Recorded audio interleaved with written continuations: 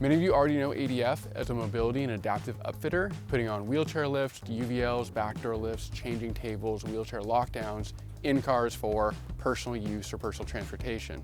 Now, a lot of what we do is also the adventure van market. So we've done, custom adventure vehicles with beds and bunk beds and bathrooms, but we've seen that there's a huge gap between accessibility to the outdoors for that adaptive community. And this vehicle, we really wanted to bridge that gap and make a purpose-built vehicle that is designed fully from the ground up to get adaptive wheelchair users out into the outdoors, out to places that they really enjoy, and really get rid of the barriers of the outdoors to the adaptive community. So what does that mean? How do we build a van from the ground up that's purpose-built, adventure-ready for an adaptive or a wheelchair user? We're gonna go through all the design considerations in this video to show you our thought processes and how we design that vehicle for you and how it's going to excel at all of your needs. So starting off, entry in and out of the van, we decided that we really wanted to get away from a UVL or any sort of lift that needed to have interaction with the ground in order to deploy properly. If you're out camping, you're in the snow, you're in some off-camber terrains, you're not always going to have a pretty patch to land on. So we went with a strong arm lift, which is going to deploy down and not interact with the ground at all. So that's really important for these off-terrain, off-road type conditions for accessibility in and out of the van. Now, one thing that we've also done differently on this, most wheelchair accessible vehicles are going to have a lift that only operates if the engine is running or the ignition is turned on. Given that this is a camper van with a camper-sized battery bank, we've actually wired this up to constant power, so it's not dependent on the van being turned on or ignition on in order to operate. If you'll notice on the floor, we've actually built the flooring surface into the side step of the van. This reduces the risk of dropping a wheel into that side step and possibly falling out of the vehicle, and gives a little bigger platform to maneuver and turn the chair around. On the floor, we have L-track tie-down points for your wheelchair with self-ratcheting straps to hold the chair down itself. There's also a 3-point harness, so you can travel in this location strapped into your chair.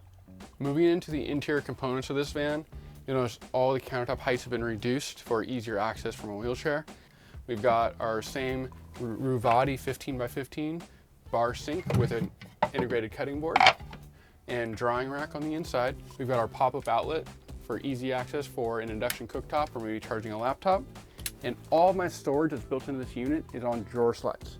So everything even below the sink slides out, giving easy and quick access to all of your storage inside this unit. And we've mounted all of our controls at an accessible location where you can easily get to them or read their displays.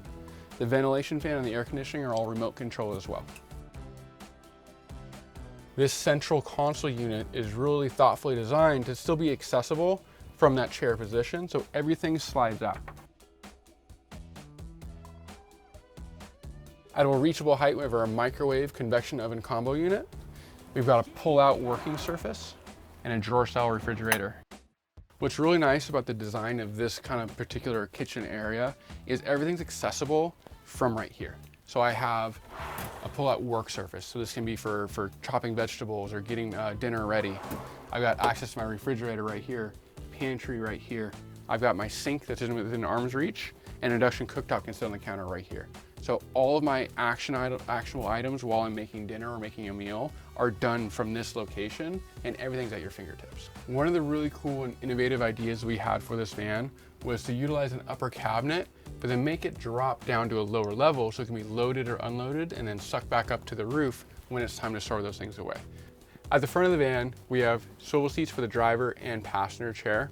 We utilized an aftermarket style swivel base because the controls are on the side rather than the front and more easily reached from the back of the chair.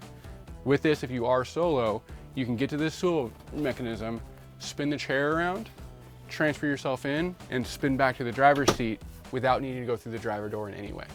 One other feature that we really thought was going to be incredibly important for this type of van is to have a bed that can still deploy up against the wall, so you have more storage space in here. So you have a larger adventure chair or maybe a snow chair.